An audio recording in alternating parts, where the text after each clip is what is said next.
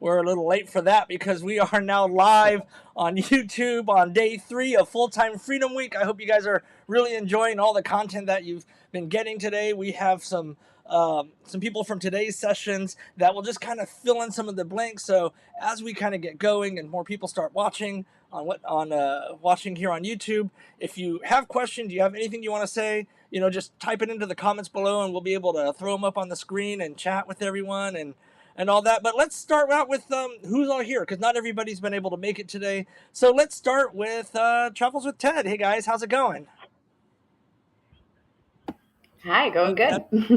Hold on. Now we lost somebody, and then all the buttons got messed up. There we go. Okay, there we go. That's better. There you go. Yeah, everything's going pretty good here. We're actually in a house today because our RV is in the shop for some roof repairs. So we're staying with family. It seems like that always happens. There's always something going on, Okay, and David, tell us again about yourself and what session you were a part of today. We were part of the newbie session, right? Sorry, I was just trying to turn off the air conditioner. Where we're at in Texas today was hot, so trying to run this AC as long as possible. But I believe we were the within the group of people that are new to the full-time living in the RV, and we've got a few more months under our belt since we did the video. And I'm sorry Tanya's not here yet. She was getting some pizza for our daughters. We get them squared away, but she should be joining me here in just a moment. All right. I just got a notice here. Chasing RV Sunshine's watching, and you guys were part of a newbie panel as well. So if you want to hop on in, you can just use that link that I emailed you before. It's the same one we did when we did the first session. So you guys are more than welcome to hop on in if you want and participate. And then over here in the bottom right corner outside with a drink in his hand is our very own JP Smith. JP, what's going on, man? Hey, Stuart. Thanks for letting me be a part of Full-Time Freedom Week. It's been fun watching all the different sessions. I am JP Smith. I am going on 9 years full-time in an RV, and I trust you. Trust me, I'm full-time in an RV, but we are visiting my girlfriend's parents up in central Northern California. I guess this is Northern California, outside of Sacramento, up in the Sierra Nevada mountains. It's a gorgeous day out here. The wind just kicked up, but it's absolutely beautiful. And excited to see everybody at Chasm Fest this Halloween weekend in Lake Havasu. It's going to be awesome. And if you're new to RVing, or if you're wondering how to get involved, this is a great way to meet people. So come on out. You're always the king of self-promotion. But let's start out by kind of going. I just want to open this up as people start joining in. And again, if you have questions or comments, or you have anything you want to specifically talk to about with any one of our panelists here, just drop it in the comments. But we did these sessions a little bit ago, but so much has changed over the last 3 or 4 weeks. I'm just kind of curious. I want to go to David first, because he was part of that newbie panel of full-timers that have been on the road for a short amount of time. But do we want to wait for Tanya, or do you want to just go for it? Do you want to cover it? Sure, you can hit me up with the questions. I think she might be able to hear what's going on, so maybe she can add to it when she comes in. All right. What you got? Yeah, no, it's just how are you still excited being on the road? You're up for how long now? So we had sold the house the day before Thanksgiving, and then we moved into our bigger RV just a few weeks later, which was early December. So now we're well into April. So about 4 months we've been in this RV. We're doing a month at a time. That's kind of the basis of how we built this lifestyle, and we're loving it.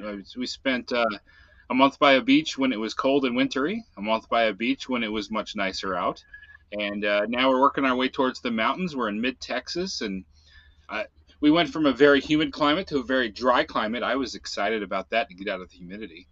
So yeah, this is great. I mean, I like exploring new places. So we've hopped into a city where we've passed through before, and now it's like, hey, let's go check out this park. Let's go see these restaurants. It's just so exhilarating to go check all this new stuff out. Yeah. And there was someone else that was part of our newbie panel. I don't remember if you guys were in the same one or from a different one, but they just logged in, Chasing RV Sunshine. I'm going to bring them in right now, again, doing all the live stuff, and they're not even there. I know that there they are. They did 2 sessions. One of them is personal safety while RVing and weapons in your RV. That will be coming up, I think, on Friday. And then they also are brand new on the road. So do you guys want to introduce yourself as you're going to get a little settled in there? Yep. Hello, I'm Joel. I'm Deb. And we're chasing RV Sunshine. Yep, and we've been on the road just over 6 months now. Mm-hmm. So I'm really excited. Oh, wait, let me get you guys in here. So many buttons to press when we do this stuff. I want to make sure that, this is all about new RVers. And this is an exciting group of people that we have here because we have JP, who's been on the panel here, who's been on the road for, what do you say, like 9 years or something like that? And then you've got all these other, you guys, and Travels with Ted. How long have you guys been on the road? I'm not sure if we covered that. Yeah, early May will be 6 years on the road for us. So we got like great opposite ends of the spectrum here. So let's have some fun with this panel here. That's everybody's here. For Travels with Ted and for Chasm Fest JP, what advice would you give to these new people that are right down there who've been on the road for a short amount of time? You guys are the seasoned experts. You guys know what's going on. What would you want to tell them, or maybe tell your past self that when you were just starting out? What kind of words of wisdom can you provide to them? I think one of the things definitely is that, learn how to do your own RV maintenance and learn as much as you can about the RV and its systems. When we first started, we knew nothing. We had to take the RV into a shop, every time something broke, and you quickly learn that becomes very expensive when you add hotel or traveling across the country to stay with family. So as much as you can learn and repair yourself, it really helps keep you in your RV and able to enjoy the lifestyle. And that's why you guys have that session that you did today all about RV maintenance. How much would you say that you guys do on your own RV to, do your own maintenance? And how do you know, this is beyond me and I need to get someone in, or I got this? Yeah. So Justin actually went to RV tech school and became a certified RV tech. So we do most of our own RV maintenance and repairs. I'd say 90% at this point.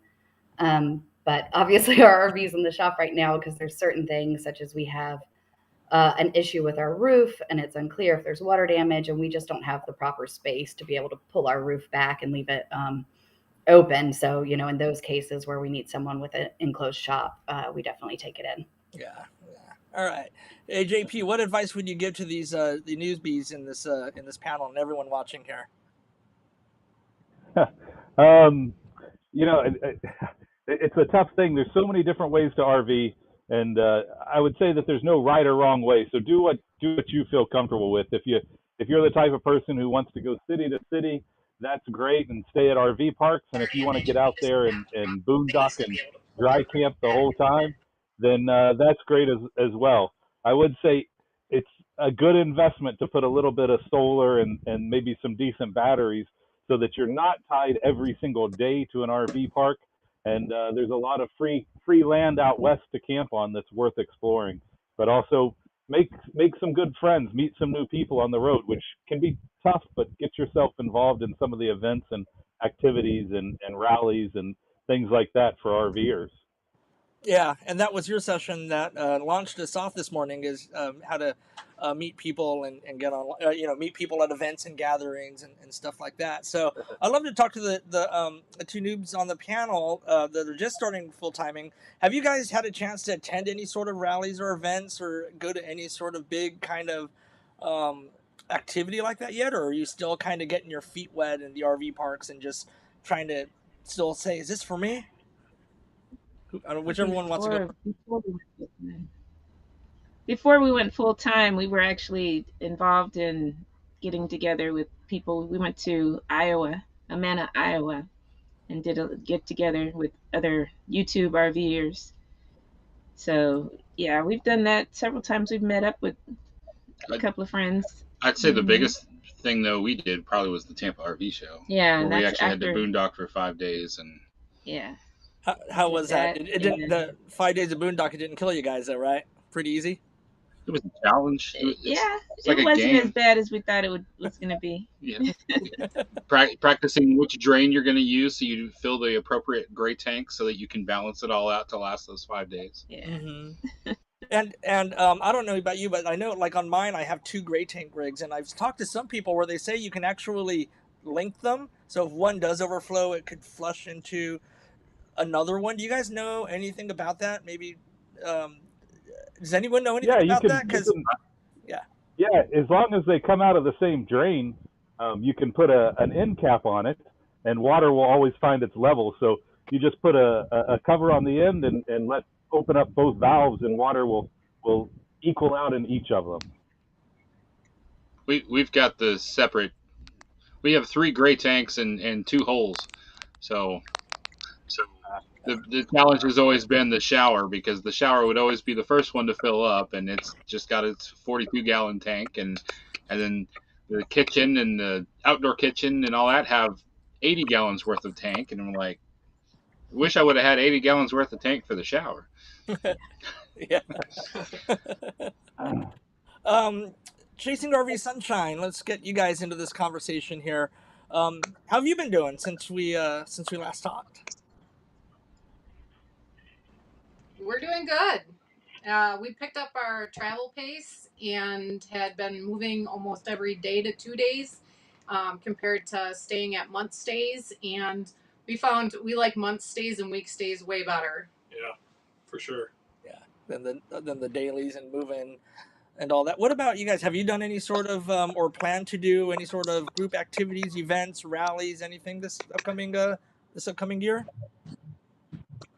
Yeah, we haven't planned any really big rallies yet. We have planned to meet a bunch of other groups of YouTubers in Door County, Wisconsin, in June. So that'll be a group of about 5 or 6 different families, but no real big rallies yet. No, we did, when we were first started on the road, we did take the Escapees RV boot camp, which was absolutely wonderful, and highly recommend taking that for new RVers. Are you guys still doing the RV park thing, or have you done a little bit of boondocking now and then? Well, we're looking forward. We actually just purchased some Battleborn batteries today. So we're hoping to get out and be able to boondock more. Yeah, we've had some issues with our lead acid batteries that weren't lasting very long. So we haven't really done much more than harvest toast here and there. But looking forward to definitely doing some boondocking after we get those installed. Yeah, that's great. And I've got the Battleborns, and of course they sponsor Full Time Freedom Week, and they're they've got their pulse on what's going on. Their technology is pretty cool. I was talking with them even offline about the stuff, and they're just they're into so many other things than just RV batteries and boat batteries. I mean, the technology that they're working on is really, pretty amazing. So that's really great. Yeah, it is. Yeah. So we have this time. If you're watching, you drop your comments in the description. If you have questions, we can get those up on the screen. But really, we're just trying to wrap up the day to see if there's anything else that you guys thought. Every time we do an event, you go, oh man, I wish I could have said that, or I should have mentioned this. This is that time that we can kind of get that information out to everybody. So what's on your mind? Who wants to talk? Or do I have to call you out and put you on the spot? I'll just a warning to everybody who's hitting the road this summer. RV parks are filling up, especially around the holiday weekend. So if you're thinking about where you're gonna be this summer and where you're traveling around, don't wait. Make those reservations now, and get them booked before it's too late and everything's filled up. Yeah, those big weekends, obviously Labor Day and Memorial Day, 4th of July is always a big one. Are there any other big times? I mean, summers just in general are really, really hard. Yeah, there's obviously been an explosion of RVers in the last couple of years, and people working from home is getting easier and easier every year. So it seems there's more people moving out there, which is awesome, and we love meeting new people and running into everybody. But just a word of warning, you can't just pull up to Yellowstone in July and expect to get a campground anywhere within 150 miles of the park. So just a warning to anybody who's relatively new and getting into this. And that's another great reason why boondocking and the capabilities of just being able to go out to public lands is going to be so important, is because it really does open up a lot of options when you don't have any, even if it's just for a couple nights. Maybe you can get a Sunday through Thursday reservation, but you need something Friday and Saturday just to kind of tide you over. So that's when you can find a Harvest Host, or you can find a Boondocker's Welcome or something like that to kind of just get you through. So even if it's not long stretches, just the ability to do it for a few days and that confidence to do it for a few days is always going to be very helpful too. Right. For sure. Yeah, Travels with Ted, RV maintenance you kind of mentioned, and that's just a big one. I remember when I bought maybe about a year and a half ago or so, the wait times to find an RV repair shop, a mechanic, were months out. Is it better now, or is it just as bad, or is there a light at the end of the tunnel? It's just as bad. When we took our RV in for this repair, we called 2 months in advance and basically begged, said we lived in this RV, we have a place to stay for a couple of weeks, can you squeeze us in? And we found someone nice in our small town North Carolina that agreed. But if we had taken it to a major chain shop or anything like that, there's no way they'd get us in before a few months out. I heard rumors that if you say that you're a full-time RVer, they might give you a little bit of a priority over some other people. Is that true? I think it's definitely true, especially, with small shops. It depends though, with this repair, we've got a certain date and it's, we've been promised it'll get done by then. We've had that happen before and that not be the case. So fingers crossed, and we'll see. Yeah. I look at the different types when you kind of go onto the maintenance and you kind of do some things yourself and you kind of do that. We talked about in one of our previous sessions about buying the perfect rig or selecting the perfect rig. Where does maintenance do it yourself maintenance come into the decision of buying? Because, I look at these big Class A's, these big old diesel pushers, which, a lot of us don't even want to touch that. I know I don't even want to touch that. But if I look into like a C that's on a Ford F550 chassis or a Mercedes Sprinter, it's a little more DIY friendly, right? Is in your opinion, should that be a big consideration when somebody's picking out the rig? Is their ability to fix their own stuff? Or are we talking about RV repairs that are more RV specific, like electrical systems, plumbing systems that don't necessarily have to do with the engine and the chassis? Yeah, I think, the things we've mostly talked about in our session were all things, that were about appliances and exterior repairs and would really apply to any type of RV. But I definitely think, when you're purchasing an RV, if you purchase something with an engine, there's definitely more things that can go wrong. And so, a towable might have less issues. We personally own a fifth wheel and love that. And so even if our truck has to go into the shop because of its engine, we still have our home. And so I think that's definitely something to consider, that there's maybe a little less that can go wrong with a towable. And JP, you've been on the road for a while and you've gone through, I know, multiple rigs. What kind of rigs have you had in the past, and just throw out some pros and cons of each one? So make sure everybody understands, I didn't destroy each rig and have to move on to another one. I just traded for one reason or another.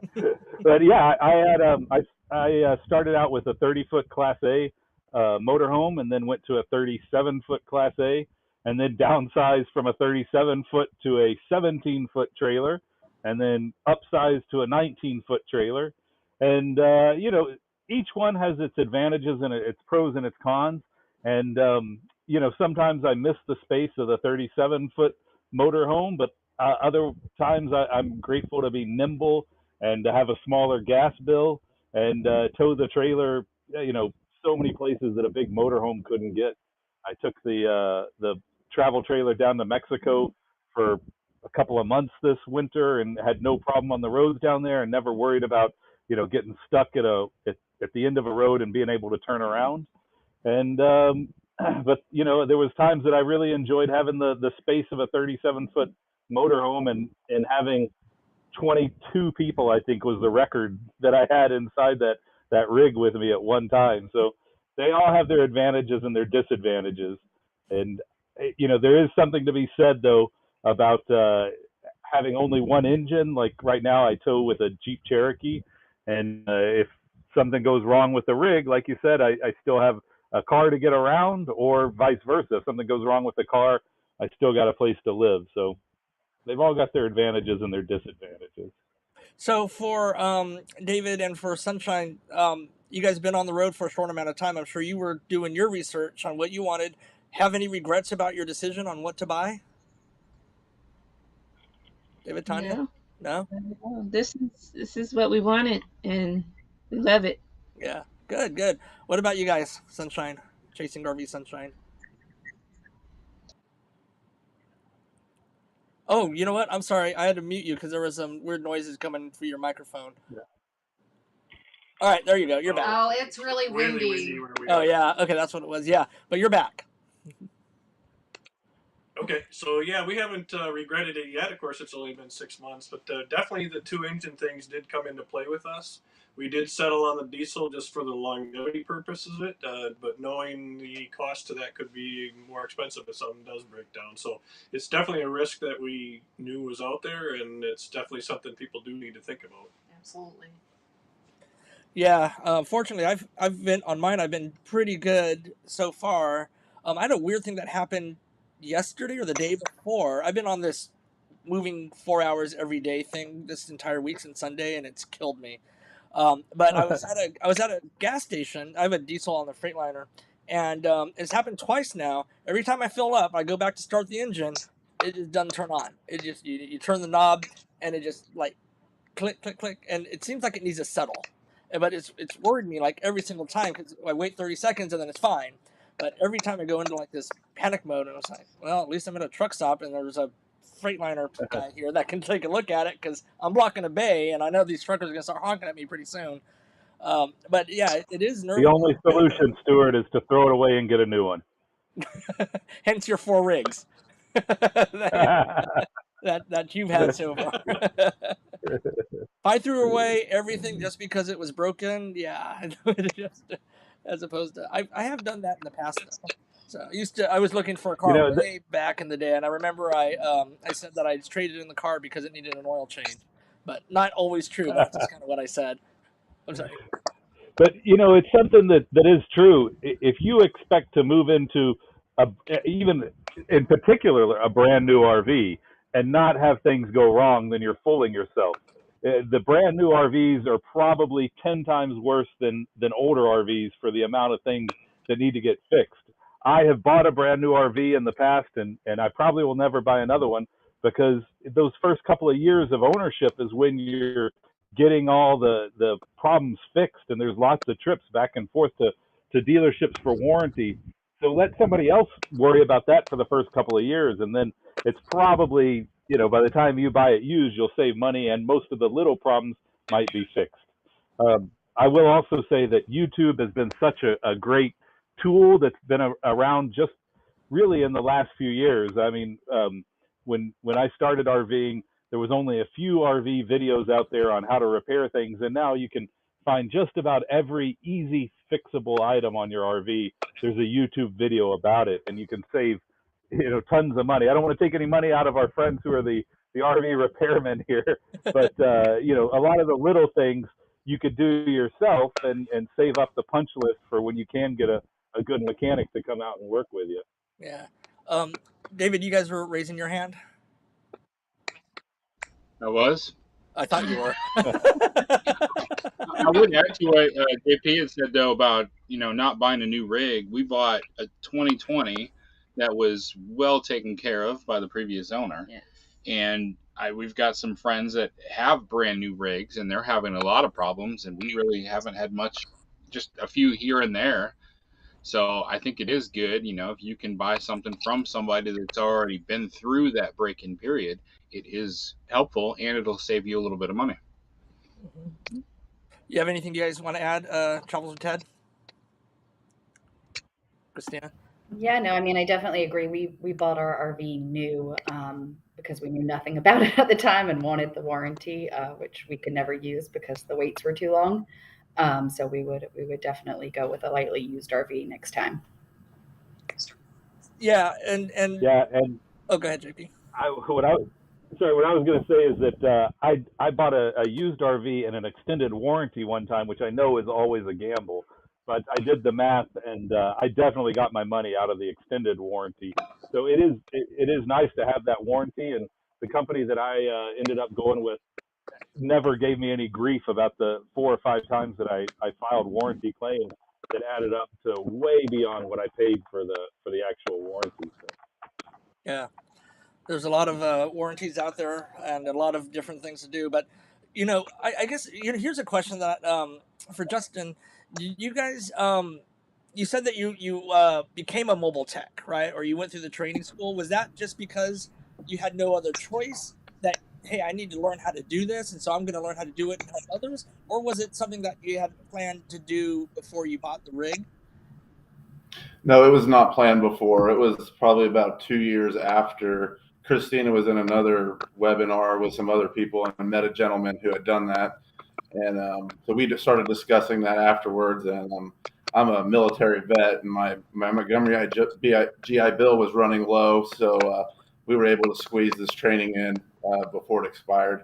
And it's been a big help for us and for others. It's nice to know that you can take care of all those things and be a resource, to other people that are out there and, start a business from the road. I know there's a lot of mobile people just like you that are on the road, they're traveling, and whenever they stop somewhere, they say, hey, we're here. Who needs something? Yeah. And there's no shortage of business out there right now, right? Yeah. We were at a park in Florida this winter, and there were 5 mobile techs in that one park. So many buttons. Yeah, but did there was enough business to go around, huh? Yeah. Yeah. All right. Well, we are almost up to that 30-minute mark. I know some people want to get to happy hour. Some people are still in the middle of the workday, depending on where in the country you are. So I kind of want Some people have already started happy hour. Yeah, I know. But let's just go around the room one more time, and we'll start. Just again, if anybody has any information they want to reach out to you, just throw out your handles, what you're doing, and how people can reach out to you. David and where are we going to start? Yeah, David and Tanya, go ahead. Yes, actually, I appreciate the opportunity to say something real quick, because since the time that we recorded our session, we decided to actually split our YouTube presence, because we were Texas Family Camping and we had a lot of people following us for tent camping and things like that, and nobody seemed to care about our RV life. So we have actually decided to start a new brand, which is called RVFamily.life. We just kicked it off recently, and so we've got trying to get out there and get some presence, get some new YouTube videos going, things like that. Haven't really touted it anywhere, but we would be happy to have somebody stop on by and leave us a comment and let us know that they saw us on here. And if anybody does have any questions about being a full-time RV family living in an RV, we'd be happy to help with answering any questions. All right. Let's see, where's next up on this list? Travels with Ted, Christina, Justin. Yeah, so if you're looking for more information on starting RVing or RV repair and maintenance, you can head to our website, travelswithed.com. And if you want to reach out to us directly, it's Ted's RV Travels on Instagram. Can we go back to real quick, because I've got, on all this thing, Christina, Justin, yada, yada, yada. I know the answer, but who's Ted? Oh, well, hold on one second. He's under our feet. He's got a fresh haircut, so this is Ted. Yeah, because everyone's like, Travels with Ted. Well, who's Ted? Oh, there he is. Okay. Yes. Yeah, and that's my advice. Yeah, if you start a YouTube or a website, don't name it after your dog. It really confuses people. RVFamily.life, way more straightforward, right? So, Chasing RV Sunshine.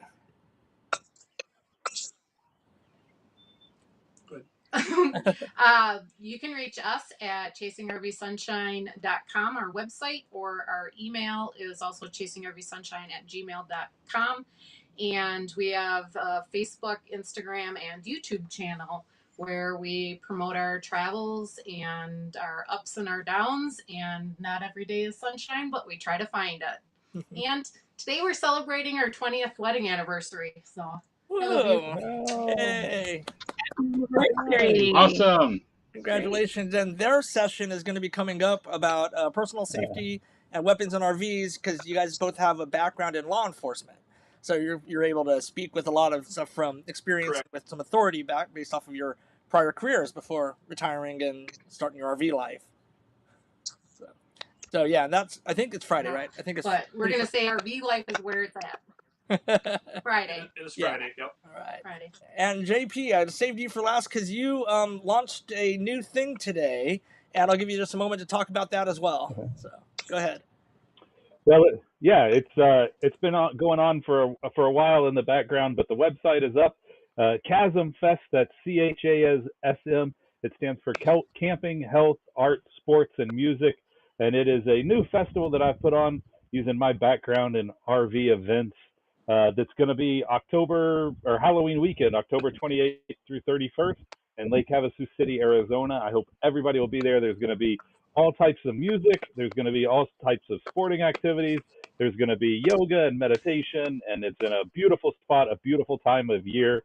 So go to chasmfest.com, get all the info there. And if you have any groups, if you guys want to do a YouTube meetup with your 5 or 6 traveling buddies, let us know. We'll get you a reserved area and get you a discount on some tickets. If anybody out there has a group that they want to bring, just reach out. You can email me info@chasmfest.com, or check the bio here on Full-Time Freedom Week. But Chasm Fest, CHASM.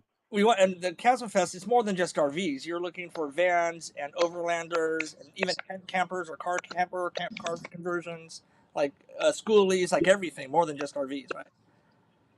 Absolutely. It's more about the nomadic lifestyle or digital nomad lifestyle, and I realize there's a lot of people living that are not in the traditional RV, and too many of the RV rallies and ways to meet people in the past have been, specific to one type, whether it's Class A's or travel trailers or RVs. This, we hope to have every type of living situation. Just if you're out for a good time, want to hear some good music, make some great nomadic friends, then come out to Chasm Fest. All right. Well, thank you guys for taking a half hour, a little bit of time, a little more than that, out of your day today to kind of do this. I really appreciate just all of your support in general for Full-Time Freedom Week since we've been, just starting. We still have 2 more days of really exciting content that's coming up, and I'm really looking forward to it. So again, thank you guys for being here, and I'm looking forward to seeing you all on the road sometime really, really soon. All right. All right. Thank you. Thank you, guys. Bye. Bye. Bye. Thanks.